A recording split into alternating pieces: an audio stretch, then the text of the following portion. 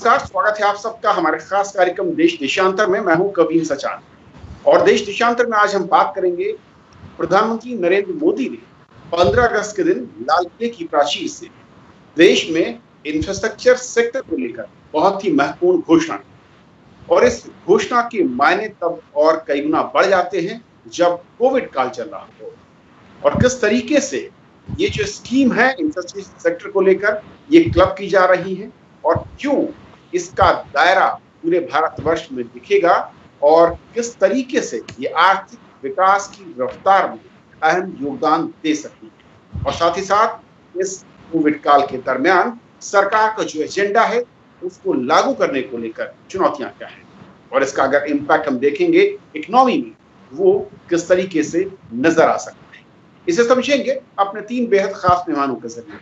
हमारे साथ मौजूद हैं Ajay Shankar sir, former secretary DIPP ministry of commerce and industry government of India में रहे हैं। सर बहुत बहुत स्वागत है आपका। हमारे साथ दूसरे खास मेहमान हैं मिस्टर तन्मय चक्रवर्ती, चेयरमैन है FICCI committee on urban transformation and group government affair officer. Sir बहुत बहुत स्वागत है आपका। और हमारे साथ तीसरे खास मेहमान हैं सिद्धार्था, जो कि नेशनल इकोनॉमिक एडिटर हैं टाइम्स ऑफ इंडिया में। सिद्धार्था बहुत बहुत स्वागत है आपका। शुरुआत में अजय सर आपसे करना चाहूंगा, आप पीएम ने जब 15 अगस्त में ये अनाउंसमेंट किया इंफ्रास्ट्रक्चर सेक्टर को लेकर और दो महत्वपूर्ण चीजें से भी शुरू करना चाहता हूं। एक तो ये कि किस तरीके से एक साथ क्लब करने की योजनाओं की बात हो रही है। उन्होंने कहा कि साइलोज में इस तरह की स्कीम्स काम नहीं कर सकती और इसका दायरा उन्होंने कहा कि पूरा भारतवर्ष होगा। इसे कैसे देखते हैं और क्या मायने हैं इसके? ये एक बहुत महत्वपूर्ण परिवर्तन आएगा हमारे देश में इंफ्रास्ट्रक्चर के इन्वेस्टमेंट को लेकर। तो इसको समझाने के लिए मैं एक उदाहरण दूंगा आपको। जब आज से 10-12 साल पहले मैं जब भारत सरकार में सचिव था तो हुंडई के लोग हमसे मिलने आते थे और ये कहते थे कि उनकी जो चेन्नई के बाहर फैक्ट्री है वहाँ से एयरपोर्ट पहुँचने में उनकी गाड़ी, एयरपोर्ट नहीं मतलब बंदरगाह, पोर्ट पहुँचने में उनकी गाड़ियों को करीब करीब 24 से 36 घंटे लगते थे। और उसका कारण ये था कि जो ये इंटरमोडल ट्रांसपोर्ट की जैसे प्रधानमंत्री जी ने बात की है तो इस पर हम ध्यान अभी तक नहीं दे रहे थे। तो हाईवेज ने अपनी सड़क बना दी। अब फैक्ट्री कहीं है तो फैक्ट्री से हाईवे तक पहुंचने के लिए रेलवे स्टेशन के जो रेलवेज़ के अपने जो फ्रेट टर्मिनल्स हैं उनके लिए सड़क जो चौड़ी एक्सप्रेसवे टाइप हो, तो इस पर सोच अभी तक नहीं हो पाती थी ठीक से। तो अब पहली बार हम उम्मीद कर रहे हैं कि इस पर सही ढंग से प्लानिंग हो रही है और इस पर सही ढंग से कार्रवाई होगी। अगर आप उद्योग क्षेत्र को देखें तो कई सालों से ये कहा जा रहा है कि हमारे देश में जो लॉजिस्टिक्स का खर्चा है, मतलब माल को फैक्ट्री से पोर्ट ले जाने तक या गाहक तक ले जाने तक, वो करीब करीब दुगना है और देशों के अंदर से 13-14% है हमारे यहाँ और देशों में 6-7%। तो उद्यमी कहते थे कि साहब 6-7% फैक्ट्री के अंदर उत्पादन का कॉस्ट हम कम करें या खर्च कम करें असंभव सा है।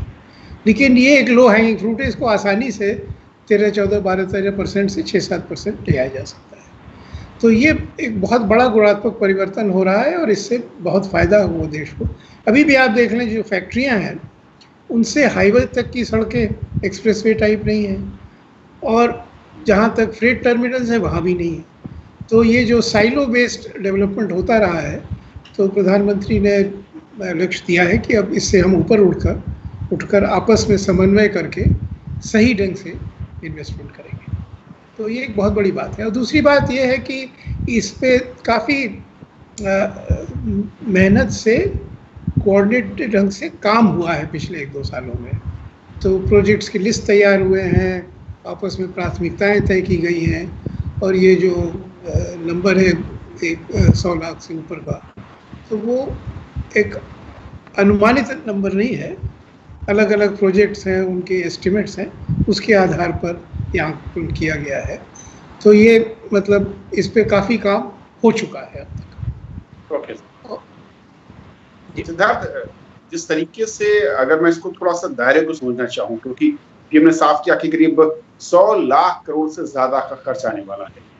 अलग अलग क्षेत्र या सेक्टर के लिहाज से करीब 7,000 से ज्यादा परियोजनाओं को अब तक चिन्हित किया जा चुका है, यानी कि उसको एक तरीके से समझा जा चुका है और ये और बढ़ाने की बात।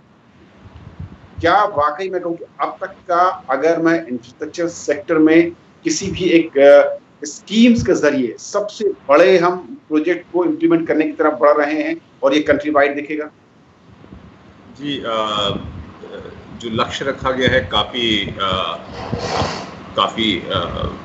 एक महत्वाकांक्षी लक्ष्य है और इसके प्रति पिछले अगर आप देखें बीजेपी के मैनिफेस्टो में उसमें यह आंकड़ा पहली बार मई 2019 में ये आंकड़ा रखा गया था। उस समय भी जो लोग सरकार में थे और जो मैनिफेस्टो बनाने में मदद कर रहे थे, उन्होंने एक बैकवर्ड कैलकुलेशन किया था जिसके तहत इन्होंने प्रोजेक्ट्स आइडेंटिफाई किए थे और उसी प्रोजेक्ट्स को आगे जब भाजपा की सरकार दोबारा बनी तो एक कमेटी जिसकी की अध्यक्षता पूर्व इकोनॉमिक अफेयर्स सचिव ने की थी और उसमें एक्सपेंडिचर सचिव और नीति आयोग के सीईओ और अन्य अधिकारी भी थे। उन्होंने सेक्टर वाइज उन्होंने एक लिस्ट बनाई और हर सेक्टर में किस प्रकार का काम हो रहा है उसको एक तरीके से एक रिपोर्ट में डाला है। उसके अलावा उन्होंने हर एक सेक्टर की क्या प्राथमिकताएं होंगी, क्या चैलेंजेस हैं, उसको उन लोगों ने आइडेंटिफाई किया, किस तरीके से इसको एड्रेस किया जाए, उसके लिए एक रोड मैप बनाया गया। जो पहला रिपोर्ट था वो पिछले साल दिसंबर में आ गया था और कुछ महीनों पहले इसका जो दूसरा रिपोर्ट है वो आया। इसमें समस्या अभी तक जो देखने को आई है वो ये है कि जो लिस्ट तो तैयार है और ये लिस्ट उन प्रोजेक्ट्स का है जिसपे डीपीआर बन चुका है या जिसपे कार्यान्वयन हो चुका है। जो एडमिनिस्ट्रेटिव सेटअप है, क्योंकि रिपोर्ट जो है पहले आए हुए 8 महीने हो गए पहले रिपोर्ट से अब तक में, इसमें जो कमिटी ऑफ सेक्रेटरीज़ हैं जो कि यह देखें कि प्रोजेक्ट समय पर लागू हो जाएं। ये हमारे यहाँ एक बहुत बड़ी समस्या रही है कि प्रोजेक्ट जो है, अगर आप रेलवे के देखें कुछ प्रोजेक्ट्स ऐसे हैं जो कि पिछले 20 या 30 साल से चल रहे हैं। अब आप जैसा अजय शंकर साहब जब सचिव थे तब का वो दिल्ली मुंबई इंडस्ट्रियल कॉरिडोर का काम तब से चल रहा है और अभी तक वो पूरी तरीके से हुआ नहीं। तो जो प्रोजेक्ट एग्जीक्यूशन है उस पर खास ध्यान देने की आवश्यकता है और उम्मीद यही है कि आने वाले दिनों में वो भी ढंग से किया जा सकेगा। ओके, तन्मय सर, किस तरीके से देखते हैं इंडस्ट्री के नज़रिए से और जो ये अब तक, क्योंकि आंकड़ा ये बढ़ेगा ही, 7,000 के आसपास जो प्रोजेक्ट की बात पीएम ने कही है और करीब 100 लाख करोड़ से ज़्यादा का निवेश इनिशियली जो व्यापक दायरा दिख रहा है, और इस वक्त ये जो नीड है इस सेक्टर में निवेश की वो कितनी ज़्यादा है? कविन जी, इसके लिए थोड़ा सा हमको कोविड का लेसन से हमको सीख बहुत आया है। एक तो है कि देख लीजिए जितना भी हमारा इंडस्ट्रियल सिटीज़ हैं वहाँ से एक तरह से माइग्रेंसी ऑफ लेबर काफ़ी तहत तक हुआ था जब हमारा कोविड पैंडेमिक बढ़ा। तो एक तो बहुत बड़ा नीड ऑफ द आवर है कि वो लेबर को हम लोग कैसे वापस वो सिटीज़ में ला सके ताकि इंफ्रास्ट्रक्चरल डेवलपमेंट जो है टियर 1, टियर 2, टियर 3 सिटीज़ में भारतवर्ष में वो दोबारा से फास्ट रीस्टार्ट मोड में वो जाएं। तो हमारा जो सिटीज़ का कंजेस्टिव जो एटमॉस्फेयर वातावरण जो हम लोगों ने बनाए लास्ट 70 साल से, बहुत बड़ा स्केल में स्लमिफिकेशन जो हुआ है और डीकंजेशन का बहुत दरकार है, उसमें बहुत बड़ा अपॉर्चुनिटीज़ हम लोग इंडस्ट्री से देख रहे हैं कि लो कॉस्ट हाउसिंग एक बहुत बड़ा एरिया ऑफ अपॉर्चुनिटी आने वाला है, ताकि जब वापस सब आएंगे शहर, जो डेली वेज लेबरर्स बोलिए, अदर काइंड ऑफ लेबर बोलिए, जब वापस आएंगे उनके लिए रहने का, उनके लिए डीकंजेस्टेड एनवायरनमेंट में रहने का एक बहुत बड़ा इंफ्रास्ट्रक्चरल अपॉर्चुनिटी इंडस्ट्री को दिख रहा है, ये नेशनल इंफ्रास्ट्रक्चर रिजुविनेशन प्लान के तहत। सेकेंडली आप देखिए हमारा जो दूसरा लेसन जो कोविड से हम लोग सीखे हैं कि डीकंजेशन ऑफ पब्लिक ट्रांसपोर्टेशन। एक गाड़ी हम लोग और बढ़ा नहीं सकते हैं, हमको पब्लिक ट्रांसपोर्टेशन की तरफ ध्यान बहुत ज़्यादा देना पड़ेगा ताकि एक ऑल्टरनेटिव मोड में अफोर्डेबल वे में सब फ्लाई कर सके from work place to home and home to work place. तो इलेक्ट्रिक ट्रांसपोर्टेशन के तरफ एक बहुत बड़ा फोकस हम लोग इंडस्ट्री की तरफ से देख रहे हैं। तीसरा जो इंफ्रास्ट्रक्चरल एरिया क्षेत्र जो हम लोग को दिख रहा है, हमारा हर शहर आप देखिए एक नदी के बगल से, वो नदी is a supporting ecosystem for every major city. हमारा हर नदी आज एकदम काला पानी से पोल्यूटेड, हाईली पोल्यूटेड एनवायरनमेंट में हम लोग जी रहे हैं। तो there is a urgent need for rejuvenation of water systems and rivers. और यहाँ भी एक बहुत बड़ा तहत नेशनल इंफ्रास्ट्रक्चरल प्रोग्राम के अंदर हमको नदी सब साफ करना पड़ेगा। We have to cleanse all the rivers and to rejuvenate the water systems. So हम इंडस्ट्री के तरफ से और फिकी अर्बन रिजुविनेशन के तरफ से हम लोग सोच रहे हैं कि हमको we have to repurpose our cities. And ये एक बहुत बड़ा वेकअप कॉल था कोविड, जो कि ये सब इंफ्रास्ट्रक्चरल अपॉर्चुनिटीज को प्रेजेंट कर रहे हैं। और हमारा प्रधानमंत्री का यही फोकस है कि एक तरह से रीस्टार्ट करने का, to revive the labour economy which went away from the cities. उनको वापस लाने में हमको सिटीज को रिजुविनेट करना पड़ेगा, हमको सिटीज को फैलाना पड़ेगा और कंजेस्टेड नहीं करके हमको उसको बढ़ाना पड़ेगा। And that will itself present to my understanding a lot of infrastructural opportunities which will help us to completely repurpose our cities of India. Okay. Ajay sir, क्योंकि अब तक आपका एक जो अनुभव है, मैं उससे समझना चाहूंगा कि जब पीएम ये कहते हैं कि अब मल्टी मॉडल कनेक्टिविटी की तरफ हम बढ़ रहे हैं और ये एक नया मॉडल होगा, तो अब तक अगर हम कहें या पिछले कुछ वर्षों तक ये मॉडल डेवलपमेंट का इंफ्रास्ट्रक्चर में किस तरीके का था, और मल्टी मॉडल अगर कनेक्टिविटी की बात करें तो वो कितना इससे फर्क होगा और उसका इम्पैक्ट में खास तौर पर किस तरीके से बदलेगा? मल्टी मॉडल का असर ये होगा कि जो छोटी कमियां रह गई हैं वो दूर हो जाएगी। तो जैसे कि फ्रेट टर्मिनल है, तो फ्रेट टर्मिनल में ट्रक आए, उसको रुकना ना पड़े, हाईवे से सीधे आए और उसका माल सीधे रेल के वैगन में चला जाए। तो जैसे अभी दिल्ली मुंबई का फ्रेट कॉरिडोर तैयार हो रहा है, तो उसके लिए ढेर सारे फ्रेट टर्मिनल्स बन रहे हैं, लेकिन अगर नेशनल हाईवे से वहाँ जाने के लिए सड़क ठीक नहीं होगी, एक्सप्रेसवे जैसी नहीं होगी, या वहाँ पर ट्रकों के पार्किंग की व्यवस्था ठीक नहीं होगी, या ट्रकों के लोडिंग अनलोडिंग की मैकेनाइज्ड व्यवस्था नहीं होगी, तो पूरा लाभ फ्रेट कॉरिडोर का हमें नहीं मिलेगा। वैसे ही सी पोर्ट्स का मामला है और एयरपोर्ट्स का मामला है। तो जहाँ कार्गो टर्मिनल्स हैं तो वहाँ पर हो कि भाई ट्रक्स बिल्कुल एक्सप्रेसवे से तुरंत आ जाएँ, तुरंत सामान अनलोड हो जाए और वो प्लेस में चला जाए।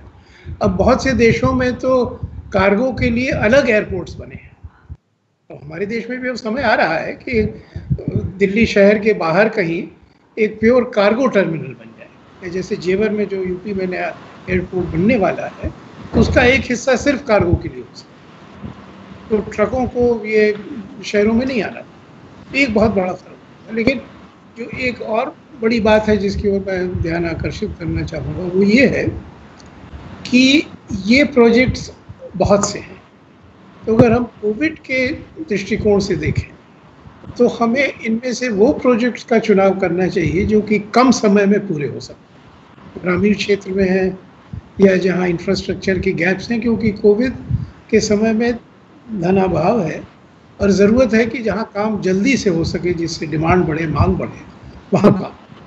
तो मेरे विचार में तो ये उचित होगा कि ये जो सारे प्रोजेक्ट्स हैं, इनमें जो जिस पे काम तुरंत शुरू हो सकता है और जल्दी ख़त्म हो सकता है, उनको प्राथमिकता से लें, क्यों, जिससे कि कोविड के समय में आर्थिक जगत में डिमांड और मांग बढ़े और रिकवरी तेज़ी से हो। और जो बहुत बड़े प्रोजेक्ट्स हैं जो नए सिरे से, जिनमें कई साल लगेंगे, उनको हम उसकी पूरी तैयारी कर लें, टेंडर तक मंगाने के लिए तैयार हो जाए, या टेंडर मंगा भी लें लेकिन कॉन्ट्रैक्ट ना अवॉर्ड करें, क्योंकि तब तक हमें धन कहाँ से आएगा उस पर विचार करके बड़े फैसले लेने होंगे। जैसे डेवलपमेंट फाइनेंशियल इंस्टीट्यूशन हमारे देश में इकोनॉमिक रिफॉर्म्स के पहले होते थे, अब नहीं है। तो इंफ्रास्ट्रक्चर प्रोजेक्ट्स बैंक्स के पास गए लोन लेने के लिए। इंफ्रास्ट्रक्चर प्रोजेक्ट्स ऐसे होते हैं जिसमें कि ज़्यादा समय बाद उसका आर्थिक लाभ होता है। तो बहुत से जो एनपीएज हमारे देश में हुए हैं वो इसलिए हुए हैं क्योंकि बैंक्स के लिए इंफ्रास्ट्रक्चर प्रोजेक्ट्स की फाइनेंसिंग हुई। तो अगर इस बीच में एक हम डेवलपमेंट फाइनेंशियल इंस्टीट्यूशन तैयार कर लें जिसमें कि 20-25 साल का एक फिक्स्ड इंटरेस्ट रेट पर लोन मिल जाए जो बड़े इंफ्रास्ट्रक्चर। अब जैसे एक उदाहरण देके अपनी बात अभी समाप्त करता हूँ कि जो दिल्ली का मेट्रो है या जो बुलेट ट्रेन बन रही है अहमदाबाद से मुंबई के बीच, तो वो हमें आकर्षित, या फ्रेट कॉरिडोर है, तो ये हमें आकर्षित इसलिए दिखाई दिया और इसमें हम निवेश लेने का निर्णय कर पाए क्योंकि जापानियों ने 40 साल का लोन दिया, वो कम दर पर दिया। तो डेवलपमेंट फाइनेंशियल इंस्टीट्यूशन से भी यही उम्मीद की जा सकती है कि वो एक सरकार की मदद से एक ऐसा ढांचा बनाए कि 20-25 साल का फिक्स्ड इंटरेस्ट रेट पर लोन दे सके इंफ्रास्ट्रक्चर प्रोजेक्ट्स के लिए, और बैंकों के पास न जाना पड़े जिससे कि फिर से एनपीए की समस्या न ओके।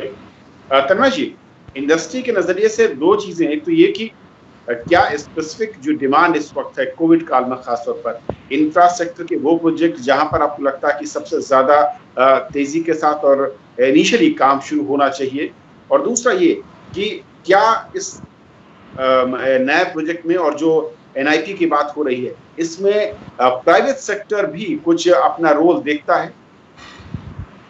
नहीं, इसमें हम अजय जी से पूरा सहमत है कि जो लो हैंगिंग फ्रूट है, जैसे कि आप उदाहरण के तहत देखिए, हम दिल्ली से चंडीगढ़ जाते हैं, इतना सालों से हम जा रहे हैं, बीच बीच में थोड़ा जितना भी पॉकेट्स है जो कि हमारा net productivity of gain of distance and travel time between Delhi Chandigarh को कम कर सके, वो पूरा नहीं हो पा रहा है। तो हमारा ख्याल से वो लो हैंगिंग फ्रूट को हमको पहले अटैक करना होगा, थोड़ा थोड़ा स्ट्रेच। जैसे कि सेकंड उदाहरण हम आपको देंगे, द्वारका एक्सप्रेसवे, एक बहुत बड़ा इंडस्ट्रियल इन्वेस्टमेंट द्वारका एक्सप्रेसवे में as a future visioning of decongesting Delhi plan हुआ था, लेकिन असल में क्या हुआ है, थोड़ा थोड़ा स्ट्रेच के लिए वो अभी तक वो बाकी है। तो हम अजय जी से पूरा सहमत है कि वो जो achievable, implementable with in defined time frames हो सकता है, उसको प्राथमिकता देते हुए हमको आगे बढ़ना पड़ेगा ताकि उसका इम्पैक्ट जो है वो पूरा पब्लिक के पास वो इम्पैक्ट आए जल्दी से जल्दी। And long term visioning for grand and other big mega projects को it can be reprioritised to be in the phase 2 of the national infrastructure development plan. So from the industry perspective, हमारा भी तरफ से lot of pending projects are waiting to be completed because of formalities, because of sign-offs, because of cash flow. There are many issues attached to the pendency of these projects. So इसके ऊपर अगर एक mission mode के तहत हम लोग पूरा देश में जितना भी पेंडिंग प्रोजेक्ट्स है, in order of low priority of finishing, इसको अगर हम लोग हाई प्रायोरिटी ऑफ फिनिशिंग अगर ये हो सकता है, तो इसमें बहुत बड़ा इम्पैक्ट हम लोग जल्दी से जल्दी विद इन डिफाइंड टाइमलाइंस देख सकेंगे। तो that would be from the industry perspective, let us sort out all the issues that are keeping these projects from giving the real benefit to the people. उसके ऊपर priority देके हम लोग करें तो एक ट्रांसफॉर्मेशन के इम्पैक्ट सबको दिखाई देगा। ओके सिद्धार्थ, दो चीजें थी कि इस पूरे के पूरे स्कीम में अगर मैं समझूं, क्योंकि इंडस्ट्री और प्राइवेट सेक्टर वो कहाँ पर है और जो शुरुआती मैं कहूँ रिपोर्ट्स आई हैं उसमें क्या इशारा है इनके रोल को लेकर या फिर इनकी भागीदारी को लेकर, और दूसरा ये कि जिस तरीके से हम देखते हैं कि इंफ्रा जो प्रोजेक्ट हैं ग्रोथ में लेकर, खासतौर पर जब कोविड काल में देखते हैं कि ग्रोथ एक बड़ा संकट है दुनिया भर में जीडीपी को लेकर, वहां पर उसकी हिस्सेदारी और उसका मैं कहूँ कि बूस्टर के तौर पर इस्तेमाल किस तरीके से नजर आता है? देखिए, काफ़ी वर्षों से, मतलब अगर आप देखें वर्ल्ड वॉर का समय हो या उसके बाद का समय हो, तो हमेशा जो ये इंफ्रास्ट्रक्चर प्रोजेक्ट्स होते हैं वो इकॉनमी को रिवाइव करने में काफ़ी मददगार होते हैं। आप यदि हमारे गोल्डन क्वाड्रिलैटरल हाईवे प्रोग्राम का भी देखें तो वो उस समय में चालू किया गया था जिस समय में आर्थिक मंदी थी, और ये वाजपेयी सरकार ने उसके कारण काफ़ी सारे जो सेक्टर्स होते हैं, चाहे वो सीमेंट हो, स्टील हो और अन्य सेक्टर्स हैं, उनको उसमें डिमांड बढ़ता है। दूसरी चीज़ ये होती है कि रोज़गार के अवसर पैदा होते हैं। जब भी कोई हाईवे बनेगा या मान लीजिए रेल का कोई प्रोजेक्ट बनेगा, उसमें लोहे की ज़रूरत तो होगी, उससे सबसे ज़्यादा जो है उसमें रोज़गार प्राप्त होता है। तो यह एक इकॉनमी रिवाइव करने का एक ये बहुत बढ़िया साधन है जिसके माध्यम से आप डिमांड क्रिएट कर सकते हैं, अन्य क्षेत्रों में और रोजगार पैदा कर सकते हैं। यदि आप आंकड़े देखें तो जो 2013 से 2019 तक में कुछ ऐसे सेक्टर हैं जिसमें प्राइवेट सेक्टर ने बहुत बड़ी भूमिका निभाई है। जैसे कि आप डिजिटल जो इंफ्रास्ट्रक्चर है उसमें, टेलीकॉम के क्षेत्र में, यहाँ पर निजी क्षेत्र की भूमिका काफ़ी ज़्यादा रही है। लेकिन पिछले कुछ वर्षों से निजी क्षेत्र बिजली के क्षेत्र से या सड़क के क्षेत्र में भी जो पहले मॉडल था उससे हटकर अब कॉन्ट्रैक्टर मॉडल पे आ चुकी है। और इन क्षेत्रों में अभी भी जो है सरकारी निवेश ज़्यादा रहेगा, चाहे वो केंद्र सरकार का हो या राज्य सरकार का हो। बिजली जैसे क्षेत्र में जहाँ पर निजी निवेशक अभी थोड़ा सा घबराया हुआ है और अभी काफ़ी सारी कैपेसिटी ऐसी है जो कि आ नहीं पाई है, इस वजह से निजी क्षेत्र उससे दूर है। पर यदि संकेत ठीक आते हैं कि सरकार इसको बैक करेगी, सपोर्ट करेगी, तो निजी क्षेत्र बड़े रूप से उभर कर वापस आएगा। वह दोनों निजी मतलब domestic as well as international investors दोनों आएंगे। उसके लिए कुछ चीज़ें हैं जैसे कि लैंड एक्विजिशन हो गया, चाहे लॉन्ग टर्म फाइनेंस की बात हो गई, बॉन्ड मार्केट हो गया। ये सब चीज़ों का यदि सपोर्ट आ जाए सरकार की तरफ से और एक संकेत आ जाए कि ये रिफॉर्म्स किए जाएंगे, तब निजी क्षेत्र बड़े रूप में आ सकता है। ओके, आइए सर, क्योंकि कोविड के काल में इम्प्लीमेंटेशन को लेकर इस तरह की मैं कहूँगी बहुत ही, जैसे कि सिद्धार्थ ने कहा कि महत्वाकांक्षी योजना है, इसका दायरा बहुत बड़ा है, फाइनेंशियल बर्डन भी बहुत बड़ा है। किस तरीके के चैलेंज आप देखते हैं और क्या सावधानी सरकारों के नजरिए से?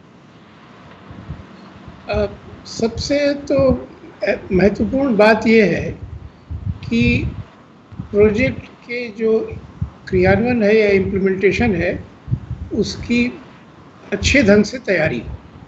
इसका मतलब क्या है कि ज़मीन जितनी चाहिए वो पहले आप अपने कब्जे में ले लें, डिटेल्ड इंजीनियरिंग ठीक से कर लें और अच्छे टर्न की बड़े कॉन्ट्रैक्ट्स दें, चाहे वो निजी क्षेत्र का डेवलपर हो चाहे पब्लिक सेक्टर का डेवलपर हो। अगर बड़े अच्छे कॉन्ट्रैक्ट्स देंगे तो बड़ी कंपनियां आएंगी, वो सब कॉन्ट्रैक्ट करती हैं लेकिन प्रोजेक्ट टाइम पे होता है।